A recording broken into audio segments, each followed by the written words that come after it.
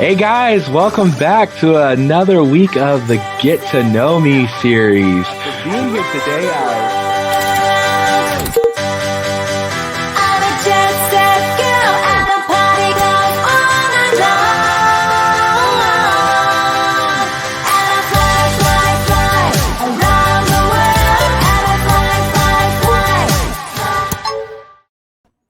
That's right. It's another week of Get to Know Me, brought to you by the Salvation Army here in Berwick, PA. And boy, I am so excited about this week's episode. Today's guest, it's easy to say, has had a fingerprint on my entire family's life at one point. And I bet you she's had a fingerprint on yours as well. She is toy designer extraordinaire, Stefanie Eskander, and take a little bit of a peek at what she's been up to.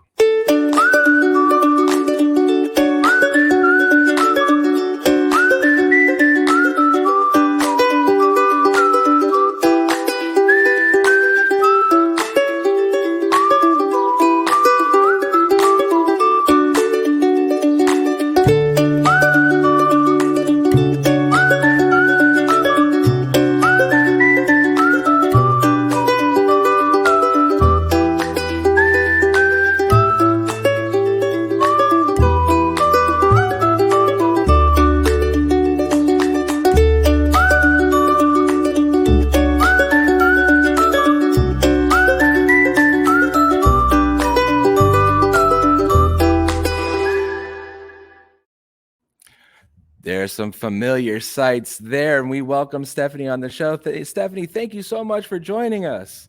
I am so glad to be here. Thanks for inviting me.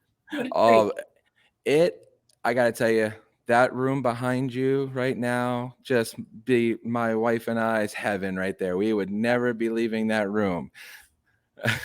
It looks amazing. So Stefanie, we're going to get into kind of your career and how you got there and all the amazing things. We saw some of the examples of what you've worked on. I kind of want to quickly hit on maybe how you and I connected.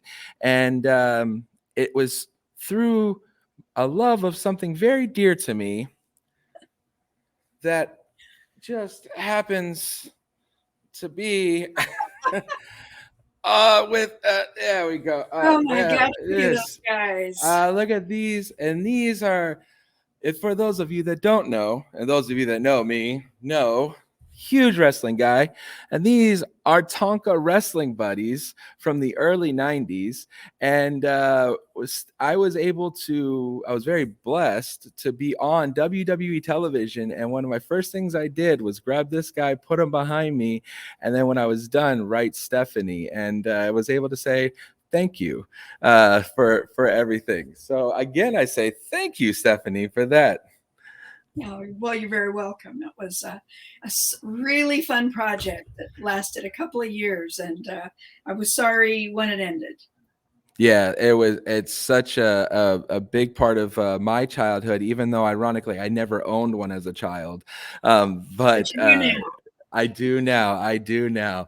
And so, Stefanie, toy designer, I kind of was looking over your credentials. You've worked at Mattel, you've worked at Tonka, you have worked at Spin Masters, you've worked Hasbro, Fisher Price, Toys R Us, Madam Alexander Doll Company. So we can pretty much say there's less companies that you haven't worked for than it is you have. And then there's, roughly half my career, maybe a little bit less, I was freelancing. Okay. And during those years, which is I'm still freelancing now, I worked for almost every other company that I didn't work for full time. So I've worked with just about everybody. Well, and that's why I say your fingerprint is probably felt through so many people's lives. Well, toy designer sounds pretty kind of big and vague. Could you give us kind of a snapshot on what a toy designer actually does? Well, it's really a good question because I think it kind of means a little bit something different for different people. So my basic definition of toy designer is it's the person who comes up with the aesthetics of a toy. We're not engineers. we're not necessarily sculptors. We're not necessarily inventors or engineers or mechanisms people, although we might be. So the aesthetics of a toy, the drawing of it, creation, but also within that, many people who are toy designers are also inventors, or also might be clever with sculpting or model making and things like that. So it's really a pretty broad field. Not every designer can draw. Some designers just know how to direct other people to do their drawing for Right. them. Not every designer is really good with coming up with ideas, but some designers are really good with coming up with ideas, but then they may not be really good with executing them. So it's really pretty broad. I think in my career, I've been fairly blessed that I've been able to do a lot of different things. And because I was able to draw, and I'm not saying I'm a genius artist, but in the toy field, I am considered a pretty, decent artist that way. I've been blessed enough to do all kinds of different things that are related, that maybe not everybody has the skills, like designing graphics for toys and play sets, designing fabric patterns for dolls' dresses. And that kind of is how I got into doing the Wrestling Buddies. And I don't know if you want to talk about that right now, or you want to segue into that. But since you were talking about wrestling, that drawing skill was what got me that particular assignment. Well, yeah, we'll come back. I want to definitely hit on the Wrestling Buddies. We'll come back. I know a lot of people do. It's been a kind of a renaissance, renewed interest. But I do want, by the way, I would call you a brilliant artist for sure. But I do want to just kind of hit on quickly, how did this come about in your life? When did you realize that you could draw? Maybe you had a passion for drawing. What was that journey like? I could always draw. Drawing was just something that I did well from the time I was a little tiny girl. Always drawing, always sketching. I have some old sketchbooks that I did when I was 10 years old, 11 years old. I mean, I was no prodigy, but I was a decent artist. And I always was known as the kid, say in grade school and then in junior high and high school. I was the one that designed all the posters when somebody was running for office. I was the one that the school secretary would call in when it was a teacher's birthday, and they'd want me to design a birthday card or, do all the publicity. My very first, I guess you call it, job was I designed the graduation program for my grade school graduation. So, and I still have a copy of that drawing I did Wow. of the school. And so, it was just something I always did. And I had I have to say that I was blessed with talents, from the time I was little. It was just nothing that I did to deserve it, but I just feel like I was blessed with talents in music. I was athletic as a child. There were a lot of things. And at some point I had to make a decision. And I would guess this was probably maybe junior high, what I was going to focus on. And I decided that the thing I wanted to focus on was art. And the reason that I did that was I'd taken piano lessons for a lot of years. I was not a brilliant pianist, but I stuck with it, right? I took lessons. The thing that made me crazy about playing music was that I was always playing someone else's compositions, right? Yeah. We weren't learning about composition or improvisation. I was learning to play Chopin and Mozart. Right. And to me, that wasn't very creative. And so I chose art because it was something where I could use my imagination and I could draw whatever I wanted to draw and learn that skill. And I wasn't copying some other artist. I was doing my own thing. And so that's kind of the trajectory. So when I went to college, I majored in art. Particularly, I got my BFA in illustration because I wanted to illustrate for children. And so my specialty back in college was children's illustration. I thought I wanted to illustrate children's books. And my career took another trajectory. Sort of. Sort Because of. yeah, because you're still designing for children I am. in a big way. Well, so how did you enter? This trajectory went from children's books in school, and how did you get into the design business? Obviously, you've been doing it for many years, but that obviously means you started very young. So how did you project into that? Yeah, I thought you'd Very like that. good. That's really an interesting story because I didn't know anything about the toy industry. I mean, I didn't know that it exists. Of course, I knew in a more global way Right. You because knew somebody, toys existed. Yeah. right. But what didn't occur to me, actually started my career as an advertising illustrator, and I was working for a very large advertising agency in Los Angeles. My first job out of college. I'd worked for a small ad agency in my college town part time while I was finishing up, and I was doing advertising art. But I had always kind of specialized in kids work, and so when I was working at my ad agency, we had some accounts. We had Taco Bell, for example. That was one of our big accounts, and I was a storyboard and what they call a comp illustrator. So I was doing preliminary artwork for commercials and for print media. And I kind of loved doing the Taco Bell stuff because it often involved kids. And about the same time, I started illustrating for children's magazines, which suited me because each illustration could be something, just a few pages. It wasn't a book, right? It was Right. a project that I could get done in a week or two, and it would be done, and I could have a lot of fun with it. So I worked as an advertising illustrator for years, and then I left my full-time job when I had my first child, and I began to freelance. So we were living in Hollywood, and I was freelancing for a lot of the big ad agencies, and I picked up some freelance work for Mattel's advertising agency. So I was doing storyboard work for Masters of the Universe and See and Say and Barbie. And then I was working for Tomy Toys ad agency, and I was doing storyboard work for Get Along Gang and Kimberly Dolls.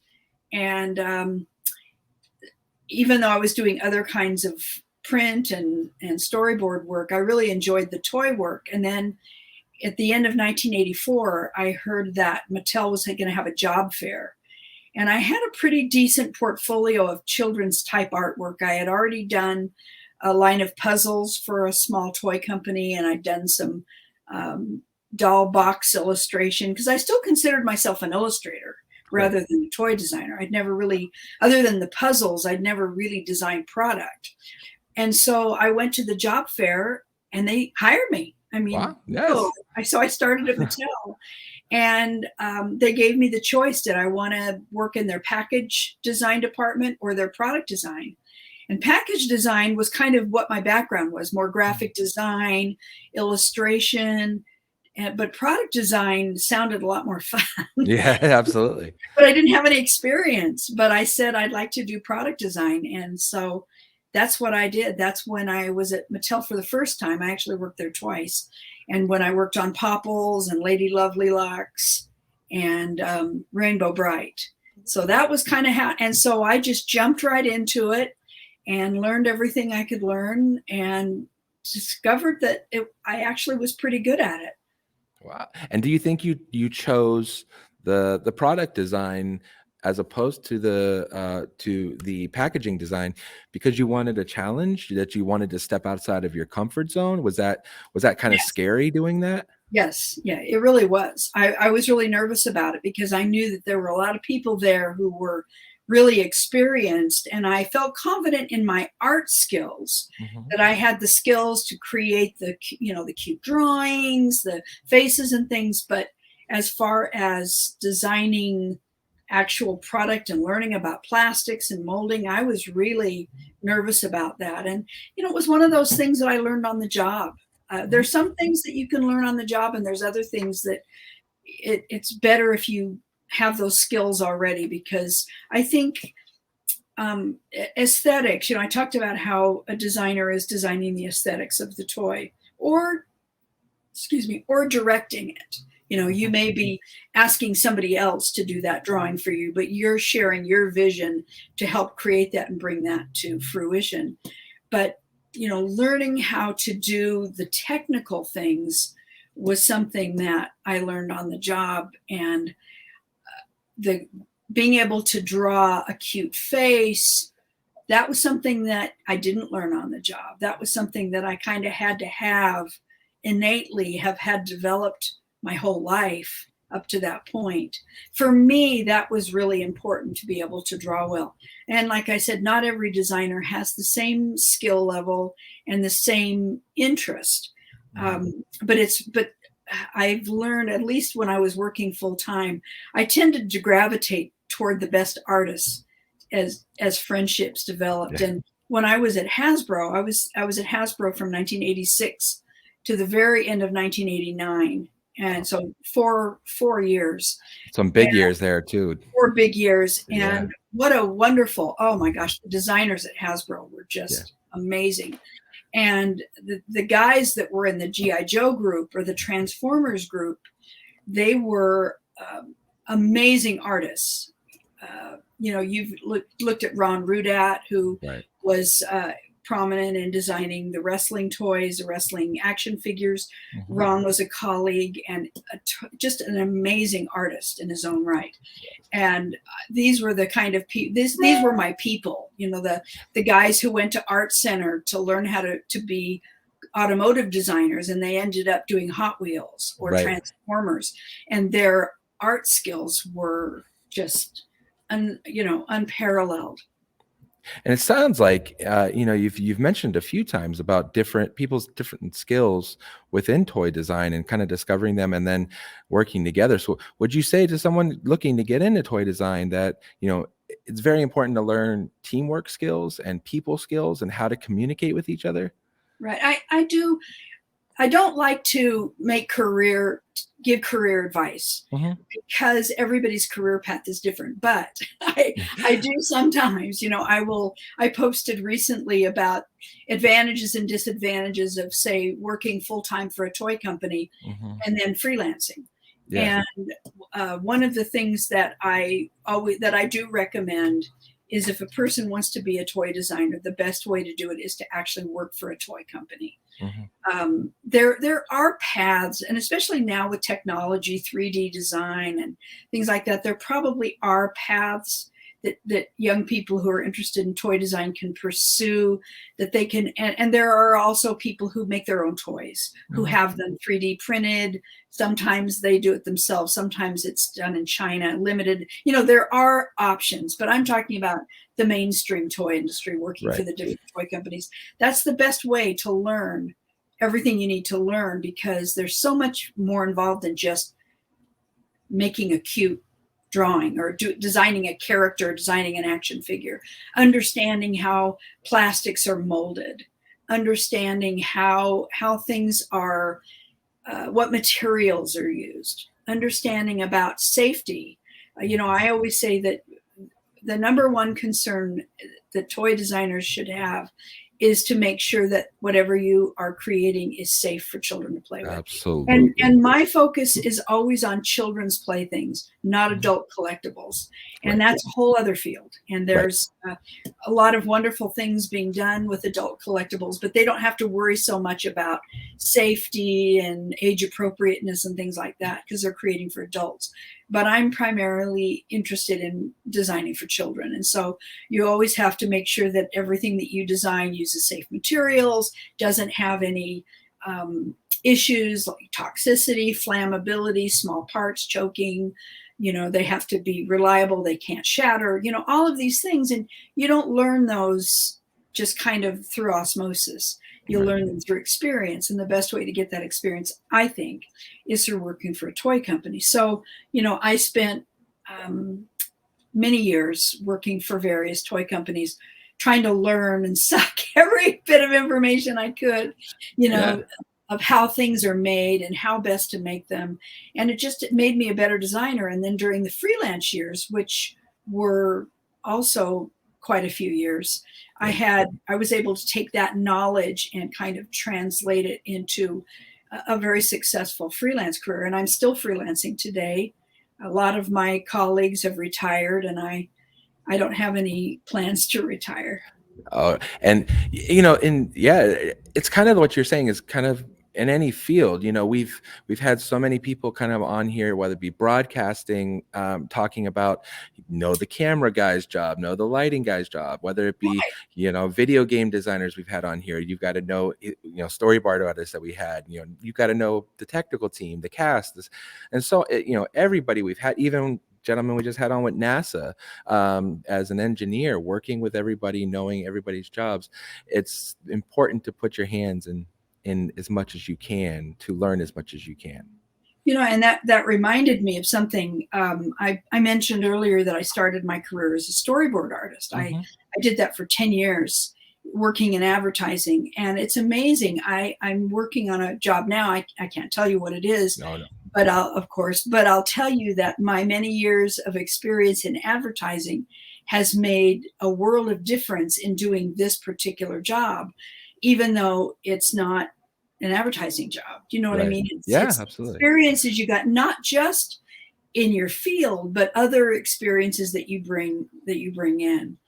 And as an artist, I've been able to not just design the toys, but as I mentioned before, designing the graphic design for the labels that go on a toy, designing the fabric art, kind of being able to do the whole package. I think as a freelancer now, my clients appreciate the fact that they can come to me and I can do, if they need me to, I can do all of those other things. In addition to just styling or doing the aesthetics of a toy. But I can also follow it through production by creating a lot of the final details that makes their jobs easier, because they don't have to go and hire somebody else to do that. Right. And that's work life. That's adult life, right. Or as the kids say now, #adulting. I don't do that very well. No. I'm sitting next to a stack of toys myself. So, and I'm not even in the industry, so there, my kids love it though.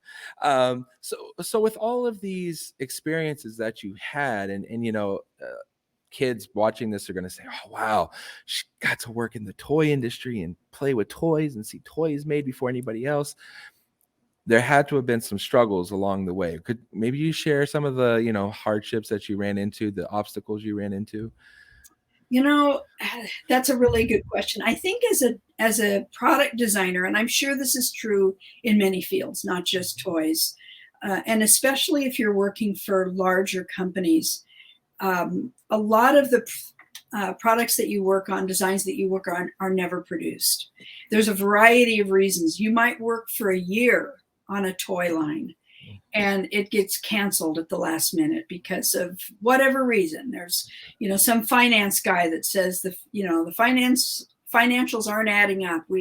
And so the large toy companies can absorb these losses of spending 6 months developing a toy line only to have it canceled, or putting a toy line on the market.